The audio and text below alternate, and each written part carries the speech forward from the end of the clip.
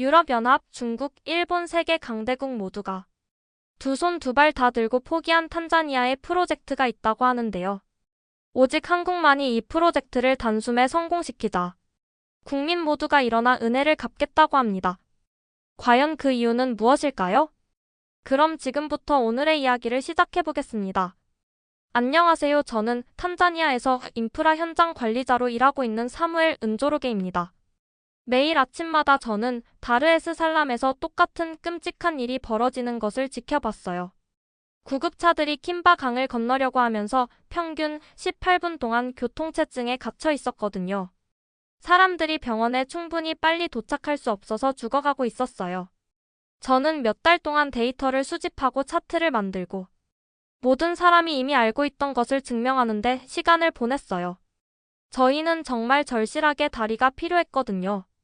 정부가 마침내 다리를 건설하기로 동의했지만 여러 나라의 팀들을 초청해서 도움을 받기로 했어요. 처음에는 외국인들과 함께 일하는 것에 대해 그다지 기대하지 않았어요. 그들이 여기 와서 저희에게 무엇을 해야 하는지 말해주고 나중에 무슨 일이 일어나는지는 신경 쓰지 않고 떠날 거라고 생각했거든요. 한국 팀이 먼저 도착했어요. 팀장은 이도현 씨였는데 저희의 더운 날씨에도 완벽하게 달인 셔츠를 입는 진지한 분이었어요. 그가 스와힐리어를 조금 하면서 저희 지역 건설 방법에 대해 자세한 질문을 하는 것을 보고 놀랐어요. 그냥 다리를 건설하겠다고 약속하는 대신 그는 성과 보장 모델이라는 것을 제안했어요. 이는 다리가 제때 완성되지 않거나 충분히 안전하지 않거나 품질이 좋지 않으면 한국 회사가 돈을 잃고 저희 현지 근로자들에게 벌금을 지불한다는 뜻이었어요. 이도현 씨는 저희 첫 번째 회의에서 말로만 성공을 약속하지 않는다고 했어요. 모든 사람이 볼 수 있는 돈과 데이터로 보장한다고 했어요. 한국의 기술 전문가는 한서윤 씨였는데 디지털 트윈이라는 것에 대해 모든 것을 아는 교량 엔지니어였어요. 디지털 트윈은 문제가 발생하기 전에 예측할 수 있는 컴퓨터 모델이었어요. 그녀는 젊어 보였지만 교량 건설에 대해 이야기할 때는 저희의 가장 나이 많은 엔지니어들도 주에 깊게 들었어요. 그 다음에는 일본 고문인 아사쿠라 유토 씨가 왔는데 수중 기초 건설 전문가였어요. 그는 즉시 저희 강바닥을 테스트하기 시작했고 문제를 일으킬 수 있는 연약한 토양층을 발견했어요. 아사쿠라 씨는 바다가 항상 같은 곳을 파낸다고 하면서 그런 기억들을 더 강한 재료로 덮어야 한다고 말했어요. 독일 재정 고문은 클라라 바그너 씨였는데 탄자니아를 부채에 빠뜨리지 않으면서도 이 프로젝트를 감당할 수 있게 만드는 방법을 알고 있었어요. 그녀는 녹색 채권에 대한 아이디어가 있었어요. 저희 다리가 환경에 도움이 된다면 더 적은 비용으로 돈을 빌릴 수 있는 방법이었어요. 처음에는 이 모든 외국인들이 의심스러웠어요. 그들이 정말 왜 여기에 온 걸까요? 저희로부터 무엇을 원하는 걸까요? 하지만 몇 주가 지나면서 저는 이 팀에 대해 뭔가 다른 점을 알아차리기 시작했어요.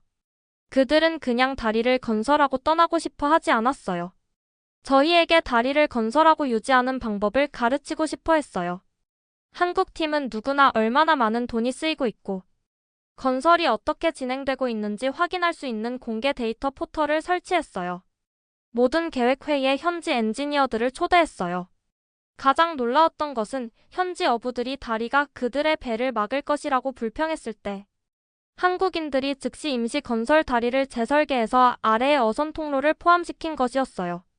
저는 이 사람들이 단순히 다리를 건설하는 것이 아니라 파트너십을 구축하고 있다는 것을 깨닫기 시작했어요.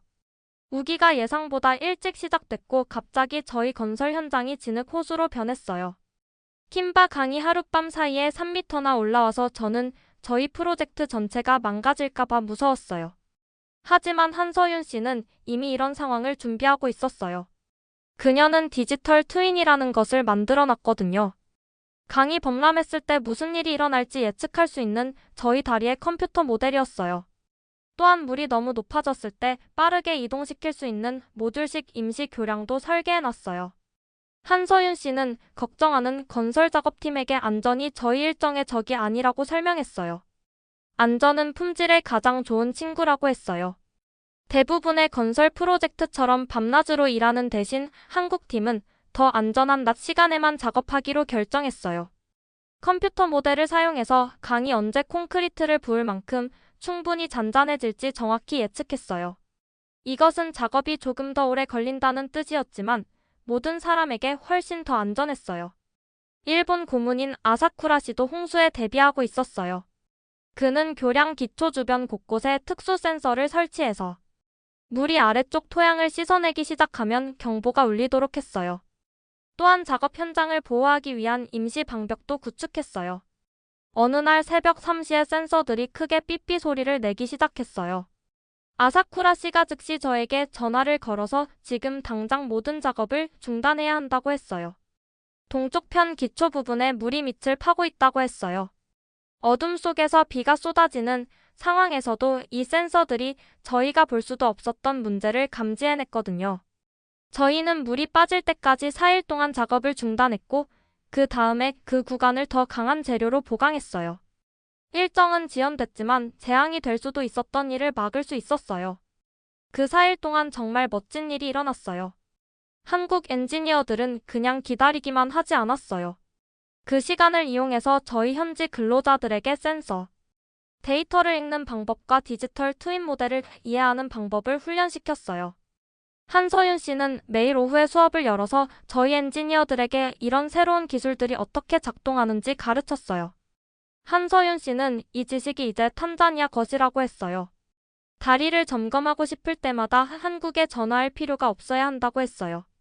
저는 한국인들이 단순히 저희에게 다리를 지어주는 것이 아니라 미래에 저희가 직접 다리를 짓고 유지할 수 있는 도구들을 주고 있다는 것을 이해하기 시작했어요. 모든 것이 순조롭게 진행되는 것 같았을 때 야당이 저희 교량 프로젝트를 공격하기 시작했어요. 국회의원인 마사 느왈리 씨가 기자회견을 열어서 외국이 탄자니아를 부채 함정에 빠뜨리고 있으며 저희가 수십 년 동안 이 프로젝트를 후회하게 될 것이라고 말했어요. 느왈리 씨는 텔레비전에서 이런 외국 대출이 늪과 같다고 했어요. 몸부림칠수록 더 깊이 빠진다고 했어요. 저는 건설 현장 근처에 있는 작은 아파트에서 저녁 뉴스로 그녀를 봤어요. 걱정 때문에 속이 답답했어요. 저희 지역 많은 사람들도 걱정하기 시작했어요. 큰 프로젝트를 위해 돈을 빌렸다가 갚지 못한 다른 나라들의 이야기를 들었거든요. 시장에서 채소를 파는 제 이웃인 무안기 아주머니가 어느 날 아침 길에서 저를 불러 세웠어요. 무안기 아주머니는 라디오에서 하는 말이 정말이냐며 이 다리가 저희를 가난하게 만들 거냐고 걱정스러운 눈으로 물었어요. 저는 뭐라고 말해야 할지 몰랐어요. 제가 제 나라에 해를 끼칠 수도 있는 것을 짓는데 도움을 주고 있는 걸까요? 그날 밤 잠이 오지 않았어요. 저희 다리를 건널 모든 구급차들, 더 빨리 학교에 갈 수 있게 될 모든 아이들, 더 나은 교통 때문에 성장할 모든 사업들을 계속 생각했어요. 하지만 느왈리 씨의 말이 맞다면 어떻게 하죠? 저희가 끔찍한 실수를 하고 있는 거라면요? 다음 날 아침 저는 무겁고 혼란스러운 마음으로 건설 현장에 도착했어요. 하지만 그날 놀라운 일이 일어났어요. 독일 고문인 클라라 바그너 씨가 모든 현지 근로자들과 지역 사회 지도자들과 함께 긴급 회의를 소집했어요. 그녀는 정부 관료들하고만 이야기하지 않았어요. 채소 시장의 무안기 아주머니를 포함해서 모든 사람을 초대했어요. 바그너 씨는 신중한 영어로 여러분의 우려를 이해한다고 했어요. 부채에 대해 걱정할 권리가 충분히 있다고 했어요. 하지만 뭔가 다른 것을 보여주겠다고 했어요. 그녀는 차트와 그래프를 준비했지만 모든 사람이 이해할 수 있는 간단한 용어로 설명했어요. 그녀는 저희 교량 자금 조달을 지속 가능성 연동 혜택이 있는 녹색 채권으로 재구성하자고 제안했어요. 복잡하게 들렸지만 그녀가 쪼개서 설명하니까 사실 아이디어는 간단했어요. 바그너 씨는 손을 사용해서 개념을 보여주면서 이렇게 생각해보라고 했어요. 일반 대출은 자동차를 사는 것과 같다고 했어요. 자동차가 얼마나 잘 작동하든 상관없이 매달 같은 금액을 지불한다고 했어요. 하지만 녹색 채권은 자동차가 실제로 얼마나 도움이 되는지에 따라 지불하는 것과 같다고 했어요. 저희 다리가 교통오염을 줄이고 이동 시간을 35% 단축해서 환경에 도움이 된다면 대출 이자율이 내려간다고 했어요. 그녀는 실제 숫자를 보여주는 더 많은 차트를 꺼냈어요. 다리가 지역 일자리를 창출하면 지금까지 이미 347개의 일자리가 생겼는데 더 좋은 조건을 받는다고 했어요. 구급차가 병원에 더 빨리 도착하도록 해서 의료 접근성을 향상시키면 대출이 더 저렴해진다고 했어요. 다리가 탄자니아를 위해 더 잘 작동할수록 탄자니아가 지불하는 돈은 더 적어진다고 했어요. 무안기 아주머니가 손을 들었어요. 하지만 이런 숫자들에 대해 당신이 진실을 말하고 있다는 것을 어떻게 알 수 있냐고 물었어요. 그때 박은호 씨가 미소를 지었어요. 그게 가장 좋은 부분이라고 했어요. 돈이 녹색일 때는 진정으로 녹색이 되려면 투명해야 한다고 했어요. 한국팀은 몇 주 동안 이 투명성 계획을 준비하고 있었어요. 이도현 씨가 일어나서 노트북을 열었어요. 전화기가 있는 사람이라면 누구나 저희 진척 상황을 볼 수 있다고 하면서 큰 화면의 웹사이트를 보여줬어요. 매일 정확히 얼마나 많은 돈을 썼는지, 어디에 썼는지, 무엇을 성취했는지 이 사이트에 업데이트한다고 했어요. 그 웹사이트는 놀라웠어요. 구급차가 매주 얼마나 시간을 절약하고 있는지 보여주는 차트가 있었어요. 원래 18분에서 이미 12분으로 줄어들었거든요. 교량 현장 주변 센서에서 측정한 오염 수치도 보여줬어요. 건설 중 더 나은 교통 흐름만으로도 이 지역의 탄소 배출량이 이미 8% 감소했어요. 프로젝트에 참여한 모든 현지 근로자들의 사진이 이름과 직무 설명과 함께 있었어요. 한국 엔지니어들이 탄자니아 엔지니어들에게 새로운 장비 사용법을 가르치는 훈련 세션의 비디오도 있었어요.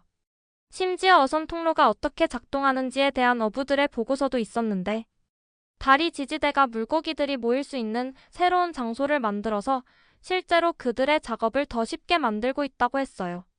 이도현 씨는 매달 탄자니아, 한국, 독일 정부가 진척 상황과 비용을 보여주는 보고서를 발행할 것이라고 설명했어요. 정부 관료들에게만이 아니라 모든 사람에게요.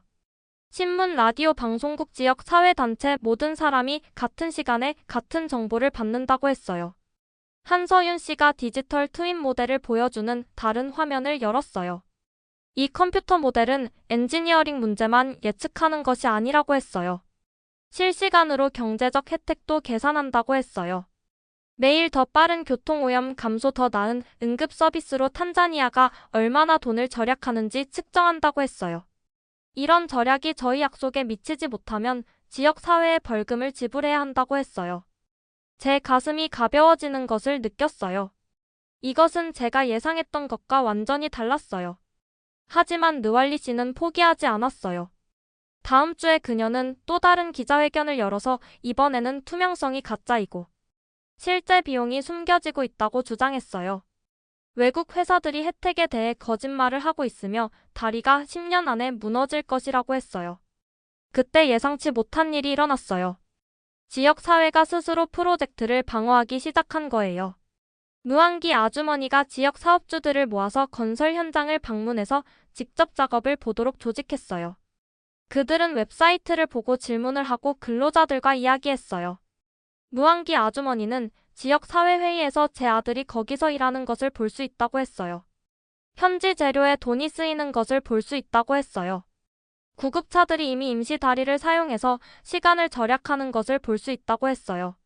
느왈리 씨가 이것을 중단시키려고 해서 저희에게 어떤 도움이 되냐고 했어요. 투명성 때문에 느왈리 씨의 공격이 어리석어 보였어요. 그녀가 프로젝트가 너무 비싸다고 주장하면 사람들은 온라인에 가서 정확히 얼마가 쓰이고 있는지 보고 세 개의 다른 교량 프로젝트와 비교할 수 있었어요. 다리가 환경에 도움이 되지 않을 것이라고 하면 사람들은 매일의 오염 측정 수치를 보고 스스로 개선을 확인할 수 있었어요. 탄자니아, 한국, 독일 정부는 프로젝트에 대한 완전한 공개를 약속하는 공식적인 3자 협정에 서명했어요. 그들은 지역 기업, 학교, 병원, 환경단체의 대표들로 구성된 지역사회 감시위원회라는 것을 만들었어요. 이 위원회는 프로젝트의 어떤 부분이든 검사하고 원하는 질문을 할 수 있는 권한이 있었어요.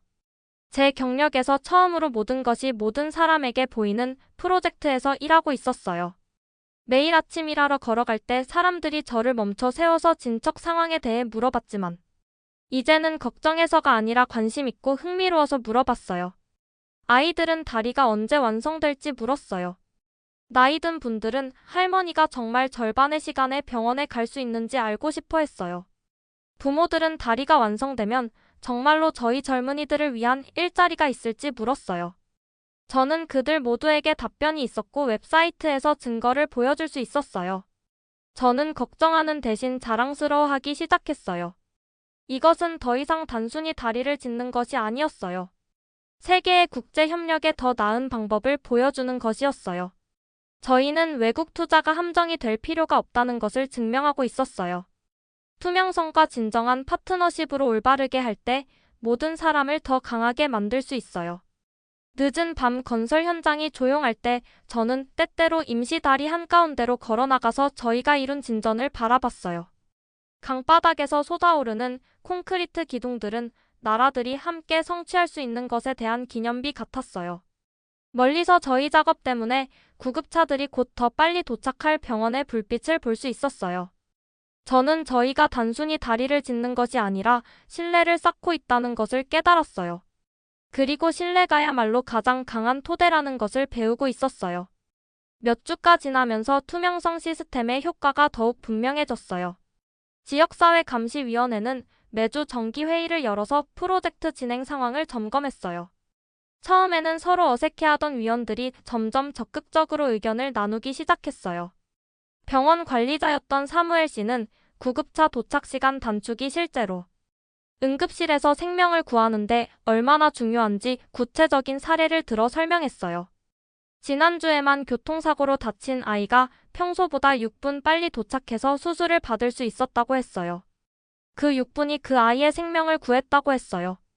환경단체 대표인 그레이스 씨는 매일 측정되는 대기질 데이터를 분석해서 건설 과정에서도 환경에 미치는 영향을 최소화하고 있다는 것을 확인했어요. 그녀는 처음에 가장 회의적이었던 사람 중 하나였는데 이제는 이 프로젝트가 환경 보호의 새로운 모델이 될 수 있다고 말했어요. 지역 사업주들도 변화를 체감하고 있었어요. 시장 근처에서 작은 식당을 운영하는 파티마 씨는 건설 근로자들이 점심을 사러 오면서 매출이 30% 늘었다고 했어요. 더 중요한 것은 다리가 완성되면 도시 반대편에서도 손님들이 쉽게 올 수 있게 될 거라고 기대한다고 했어요. 투명성 웹사이트는 점점 더 많은 기능을 추가했어요. 시민들이 직접 질문을 올릴 수 있는 게시판이 생겼고 엔지니어들이 실시간으로 답변했어요. 어떤 할머니가 다리 위를 걸어서 건널 수 있는지 물어보자. 한국 엔지니어들이 보행자 전용 통로와 안전시설에 대한 자세한 설명을 올렸어요. 심지어 3D 모델링으로 완성된 다리의 모습을 미리 볼 수 있게 해줬어요. 지역 학교들도 이 프로젝트를 교육 자료로 활용하기 시작했어요. 엔지니어링을 공부하는 학생들이 현장을 견학하고 한국과 독일 엔지니어들과 직접 대화할 기회를 가졌어요. 며칠 전에는 지역 고등학교 학생 20명이 저희 임시 사무실을 방문했어요.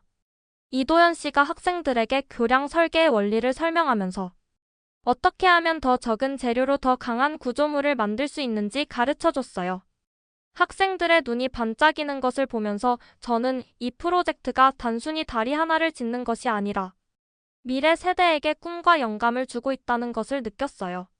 느왈리 씨는 여전히 가끔씩 비판을 했지만 이제는 사람들이 별로 관심을 보이지 않았어요. 오히려 그녀의 비판이 있을 때마다 지역 주민들이 더 적극적으로 웹사이트를 확인하고 실제 데이터를 살펴보는 계기가 되었어요. 진실이 투명하게 공개되어 있으니까 거짓말이 설 자리가 없었어요. 지난달에는 아프리카의 다른 나라에서 온 정부 관료들과 엔지니어들이 저희 프로젝트를 견학하러 왔어요. 가나, 케냐, 르완다에서 온 대표단이 이 투명성 모델을 자신들의 인프라 프로젝트에도 적용하고 싶다고 했어요. 바그너 씨는 이들과 함께 워크숍을 열어서 녹색 채권과 투명성 시스템을 다른 나라에서도 활용할 수 있는 방법을 논의했어요. 저는 통역을 도우면서 이런 모델이 아프리카 전체로 퍼져나갈 수 있다는 가능성에 가슴이 설렜어요. 무한기 아주머니는 이제 비공식적인 지역사회 대변인 역할을 하고 있었어요. 외국 방문단이 올 때마다 그녀는 주민들의 관점에서 프로젝트의 변화를 설명해줬어요. 그녀는 처음에는 걱정이 많았지만 이제는 이 다리가 자신의 손자들에게 더 나은 미래를 가져다 줄 것이라고 확신한다고 말했어요. 특히 그녀의 아들이 건설 현장에서 새로운 기술을 배우면서 더 좋은 일자리 기회를 얻게 된 것을 자랑스러워했어요.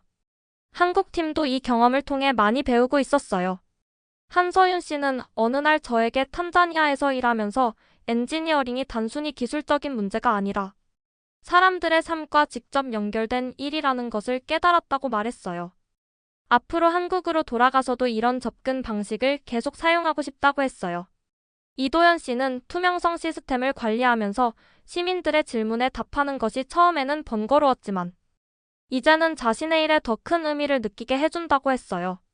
자신이 설계한 구조물이 실제로 사람들의 삶을 어떻게 바꾸는지 실시간으로 볼 수 있어서 더 신중하고 정성스럽게 작업하게 된다고 했어요.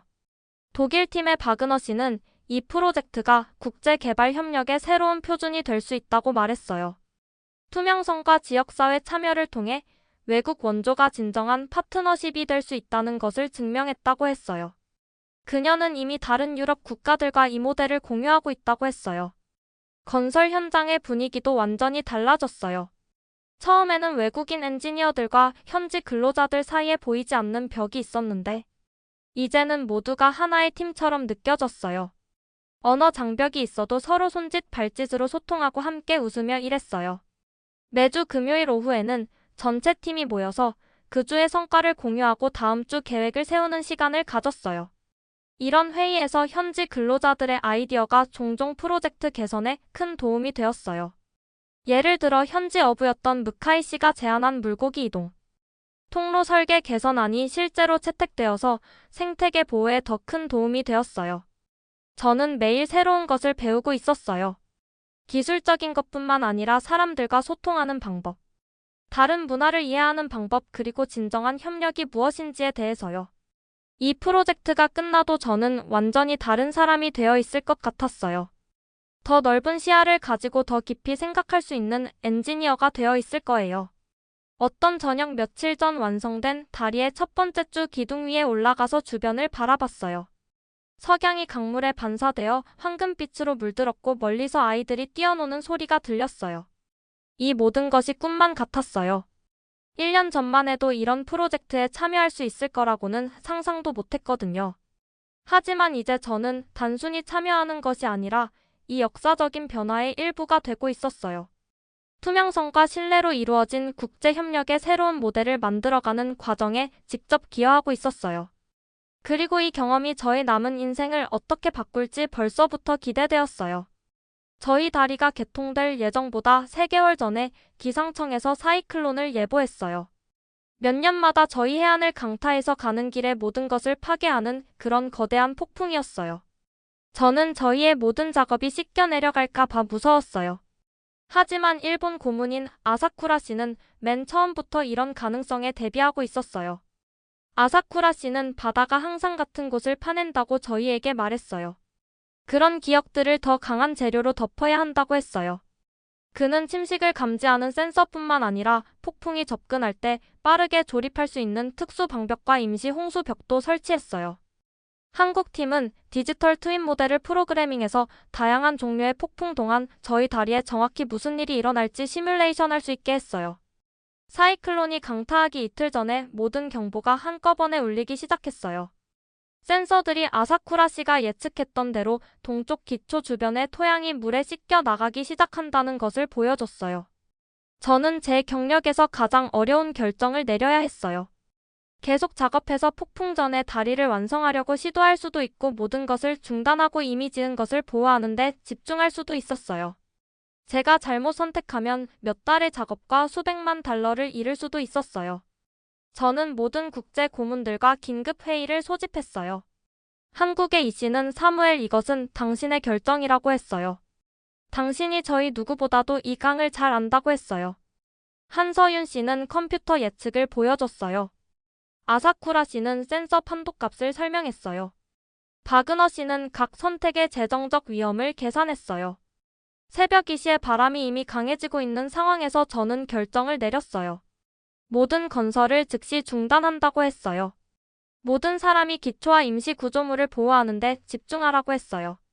다음 48시간 동안 사이클론이 저희 건설 현장을 강타했어요. 파도가 저희 방벽을 넘어서 쳤어요. 비가 너무 세게 와서 5m 앞도 볼 수 없었어요. 하지만 센서들은 계속 작동했고 방벽은 버텼고 저희 다리 기초는 튼튼하게 유지됐어요. 폭풍이 지나갔을 때 저희는 4일의 작업 일정을 잃었지만 인명피해는 전혀 없었고 주요 장비 손실도 전혀 없었어요. 더 중요한 것은 폭풍이 저희의 모든 안전 시스템을 시험했는데 완벽하게 작동했다는 것이었어요. 사이클론 후 정리를 하면서 저는 중요한 것을 깨달았어요. 이 외국 고문들은 단순히 자신들만의 기준에 따라 다리를 짓고 있는 것이 아니었어요. 탄자니아의 특별한 도전들을 견딜 수 있는 다리를 짓는 법을 배웠어요. 저희의 경험에 귀를 기울이고 자신들의 기술을 저희 지역 지식과 결합했어요. 저희 다리가 완공에 가까워지면서 예상치 못한 일이 일어났어요. 한서윤 씨가 한국팀이 다르에스살람 대학교에 영구적인 디지털 트윈 연구소를 설립하고 싶다고 발표했어요. 이것은 원래 다리 계약의 일부가 아니었어요. 한국팀이 탄자니아에 추가로 주고 싶어 하는 것이었어요. 한서윤 씨는 다리는 그것을 유지하는 사람들만큼만 좋다고 설명했어요. 탄자니아가 이 다리를 관리하기 위해 외국 전문가들에게 의존할 필요가 없도록 만들고 싶다고 했어요. 연구소는 저희 다리의 모든 센서 데이터를 사용해서 몇 년 앞서 유지보수 필요사항을 예측할 수 있는 컴퓨터 모델을 개발할 것이었어요. 더 중요한 것은 탄자니아 엔지니어들이 미래 프로젝트에서 이 기술을 사용할 수 있도록 훈련시킬 것이라는 점이었어요. 저를 포함해서 제 팀의 12명의 엔지니어가 고급 교량 유지보수 기술을 배우기 위해 한국에서 6주를 보내도록 선발됐어요. 저는 전에 탄자니아 밖으로 나간 적이 없어서 집에서 그렇게 멀리 여행하는 것이 불안했어요. 한국은 제가 예상했던 것과는 전혀 달랐어요. 네, 탄자니아보다 더 발전되어 있었지만 한국 엔지니어들은 우월하거나 거만하게 행동하지 않았어요. 대신 열대 날씨 홍수 아프리카 건설 현장의 특별한 도전들에 대한 저희 경험을 배우고 싶어 했어요. 이 씨는 저희 마지막 주 동안 당신들이 저희가 한국에서는 절대 배울 수 없었던 것들을 가르쳐줬다고 했어요. 탄자니아의 기후에서 건설하는 것은 저희가 여기서는 개발할 필요가 없었던 혁신을 요구한다고 했어요. 탄자니아로 돌아왔을 때 저희는 새로운 기술 지식뿐만 아니라 프로젝트 관리, 품질 관리, 국제 협력에 대한 새로운 아이디어들도 가져왔어요. 저희는 즉시 한국 파트너십에서 배운 교훈들을 통합해서 탄자니아의 교량 건설 국가 표준을 업데이트하기 시작했어요. 연구소는 저희 다리가 완공된 후 6개월 만에 문을 열었어요. 케냐, 우간다, 모잠비크의 엔지니어들이 디지털 트윈 기술을 배우러 올 수 있는 지역 센터가 됐어요. 탄자니아는 다리를 짓는 나라일 뿐만 아니라 다리를 가르치는 나라가 됐어요. 가장 중요한 것은 한국팀이 기술 이전에 대한 약속을 지켰다는 것이었어요. 디지털 트윈 시스템은 이제 탄자니아 것이었어요. 센서 네트워크 유지보수 알고리즘, 예측 모델, 이 모든 것이 현지 상황에 맞게 수정하고 개선할 수 있는 현지 엔지니어들에게 넘겨졌어요. 저는 한국인들이 저희에게 다리보다 더 가치 있는 것을 줬다는 것을 깨달았어요. 그들은 저희에게 미래에 저희만의 다리를 지을 수 있는 자신감과 능력을 줬어요.